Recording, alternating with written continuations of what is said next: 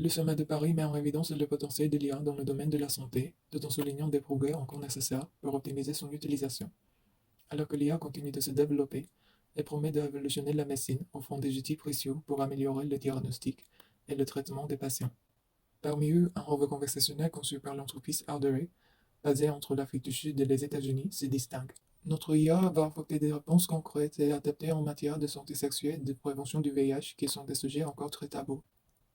Nos utilisateurs peuvent poser toutes les questions qu'ils veulent. Notre IA va les guider pour réaliser des autotests et si besoin, les mettre en relation de manière anonyme avec des cliniciens, explique Sarah Morris, la responsable marketing de l'entreprise. Mais dans le domaine médical, l'IA va déjà beaucoup plus loin et vient désormais soutenir les professionnels de santé. Elle est déjà largement utilisée en imagerie médicale où elle aide à détecter des fractures et des cancers, notamment du sein. Dans un cabinet de radiologie parisien, entre les traditionnels panneaux lumineux et les écrans haute définition, un petit ordinateur équipé d'un logiciel d'IA joue désormais un rôle crucial dans l'analyse des mammographies. L'IA peut détecter des microclassifications suspectes sur les mammographies, classant leur gravité sur une échelle de 1 à 10. Si l'IA classe une anomalie à 8, des examens complémentaires sont nécessaires.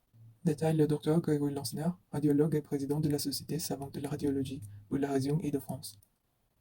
Mais l'IA était plus performante qu'un radiologue expert. Selon le docteur Lansner, les études montrent que l'IA ne détecte pas plus d'anomalies qu'un expert humain. Cependant, dans la pratique quotidienne, l'IA offre une confirmation précieuse. L'IA ne va pas détecter plus de choses qu'un radiologue expert, mais dans la vie courante, on peut être dérangé par un coup de téléphone ou une fatigue visuelle. Il y a le côté humain qui entre en ligne de compte. Et donc l'IA nous confirme qu'on n'a rien laissé passer, précise-t-il. Pour un patiente dont la mammographie de contrôle est normale, cette double analyse est rassurante. Ça me rassure parce qu'en fait, il y a les deux avis. Pour moi, c'est complémentaire, confie-t-elle. Le risque reste cependant que l'IA puisse parfois susciter des doutes inutiles en suspectant d'une anomalie qui n'en est pas une.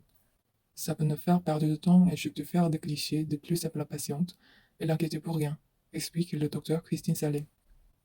L'IA a donc encore des progrès à faire, mais la démocratisation de son usage dans le milieu médical devrait rapidement contribuer à son amélioration.